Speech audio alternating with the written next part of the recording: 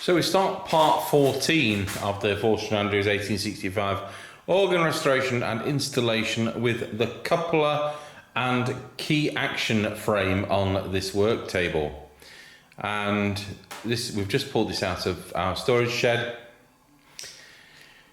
So you've got the two keyboards.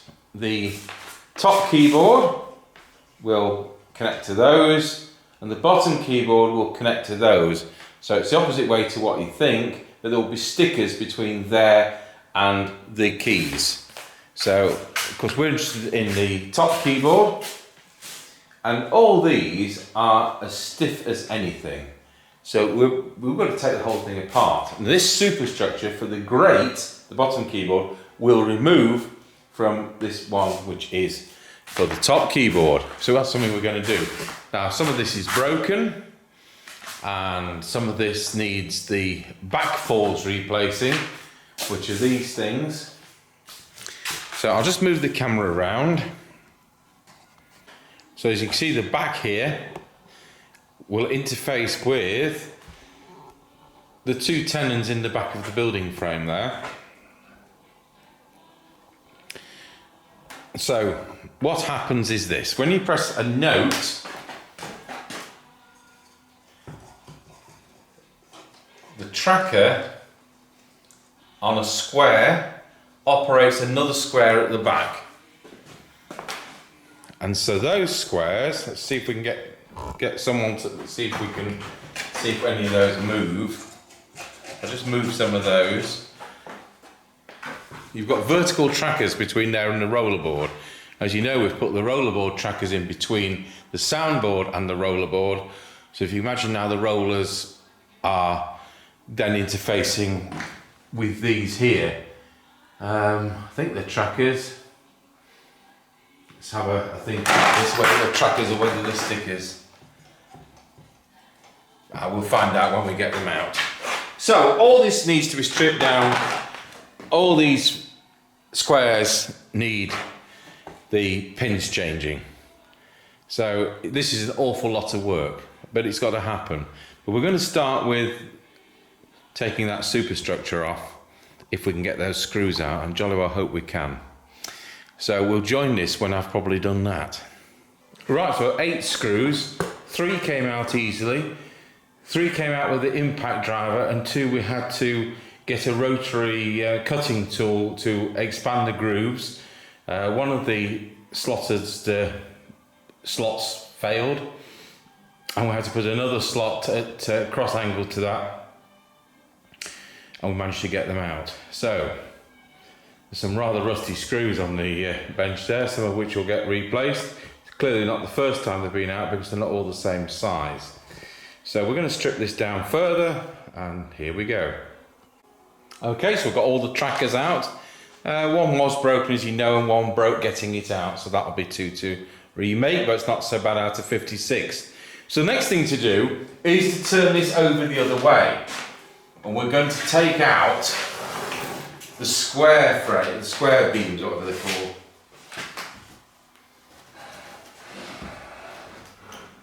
There we go.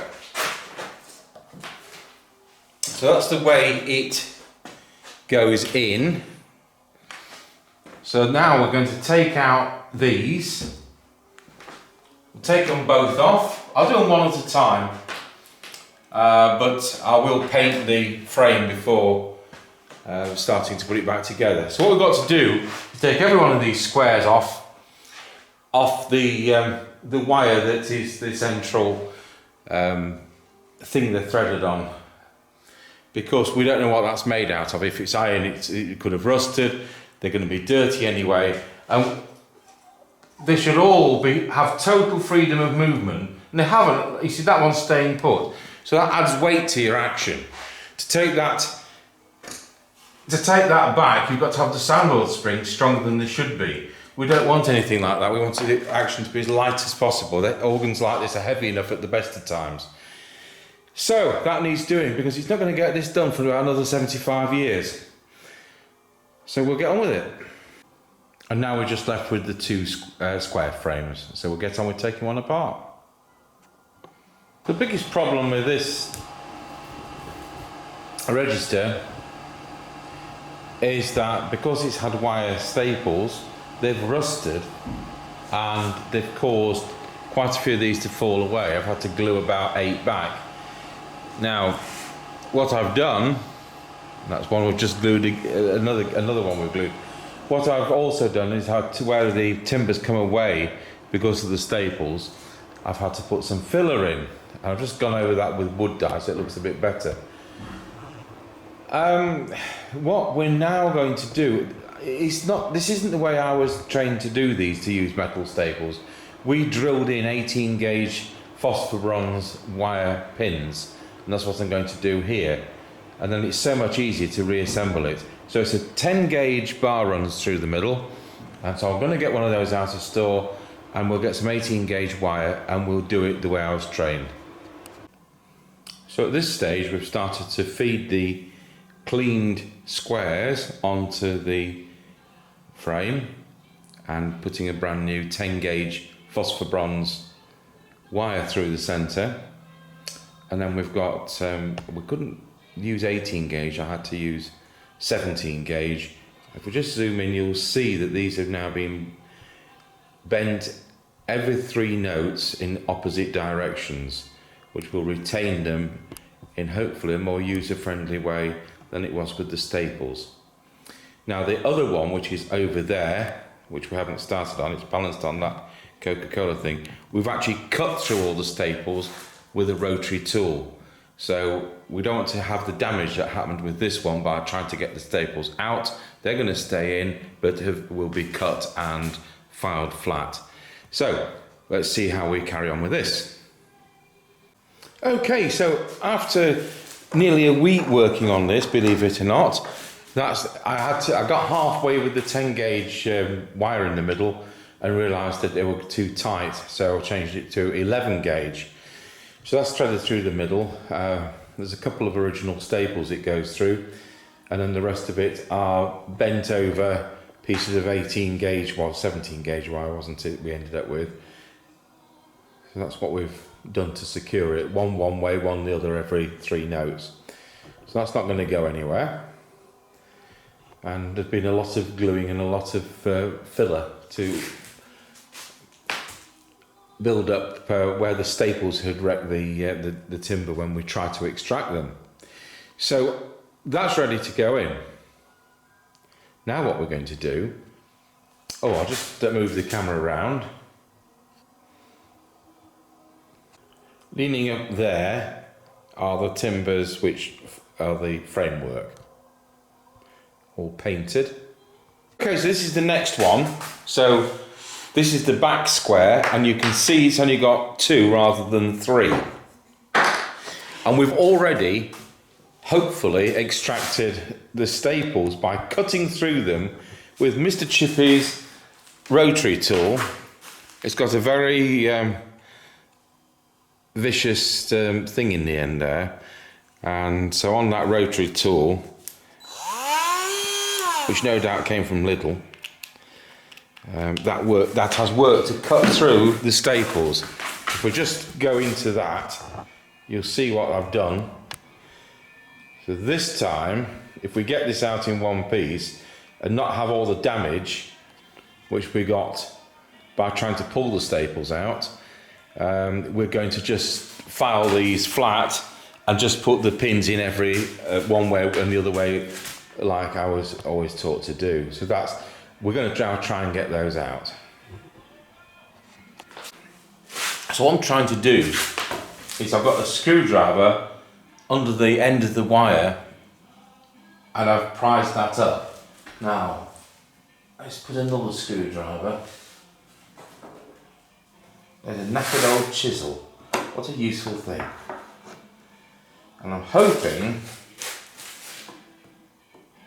that we've cut through. There's the first broken. Even with all this precaution, we've still now got a broken. So when that gets glued, you've got 24 hours while that sets. It is frustrating, this.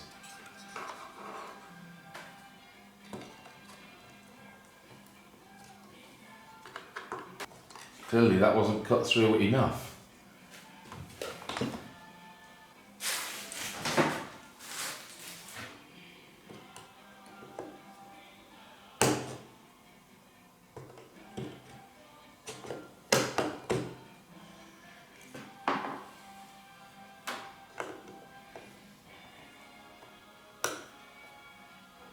Anyway, you can get the gist. It's a pain.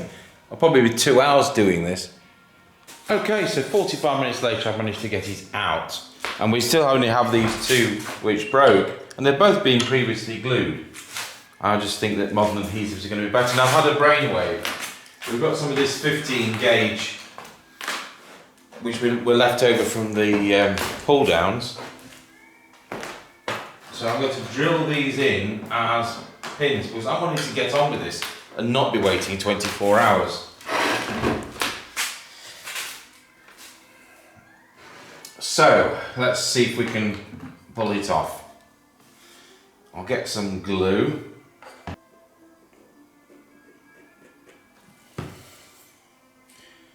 Now this is such a clean break, I can't even tell which way around it is. And this isn't one which has got the pins through it. This is just something that's broken of its own accord, whereas this one has got the pin through it and it has broken. I think these were last overhauled in 1919. They're not. Neither of these are the original wire running through.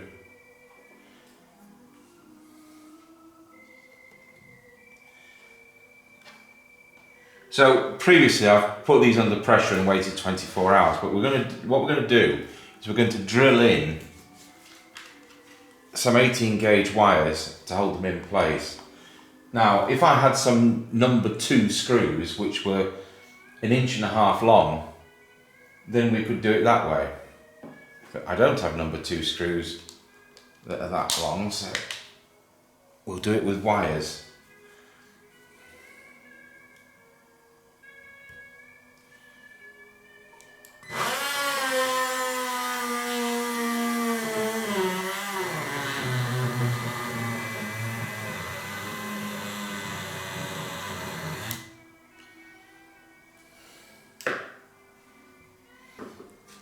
We can check we've got it in the right place.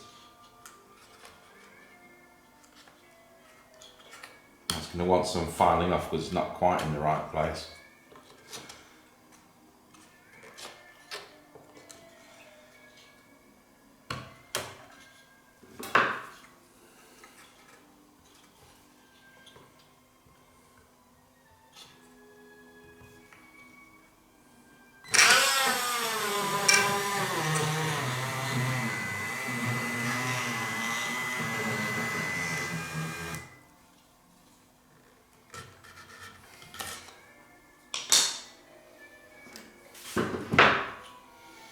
So I'm going to do the same with this one.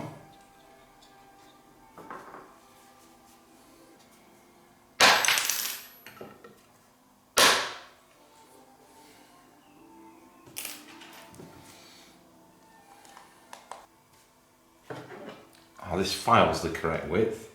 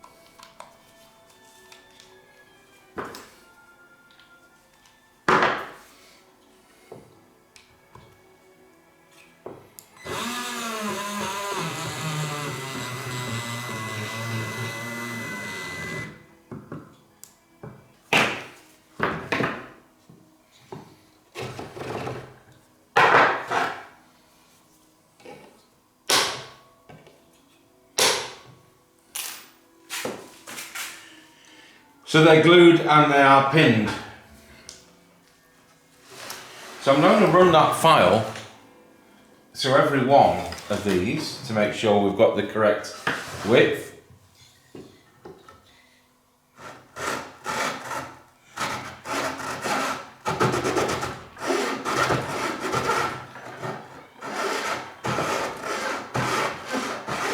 And I'll show you this is exactly the same width So we don't want these to be tight, and this is what the problem is. So some of this will be, although I've vacuumed it, some of this is going to be debris and that's caked onto it. So join me in a bit when we get a bit further. So after filing, just look at all the debris that's come out of that. So some of them were quite tight. I've just popped it on there to, all the pins are now in and bent in the opposite directions adjacent to each other. So now we'll get another 11 gauge rod and we put it through on the linishing wheel so that it's burnished, so that there's no nastiness to it, because I mean these things do get a bit of surface dirt over a period of time. We tend to have this stuff in stock, you know, probably up to 10 years, but I don't know when we got these ones. But I'll just run it on the linishing wheel and then we'll thread it through and clean as we go. Right, well that's where we're going to leave it. So we've got 15 of the 56 onto this rear square frame. I'd have liked to have had it assembled back on the thing, but there were so many bits to which came away on the first one that it took a lot more time than I anticipated.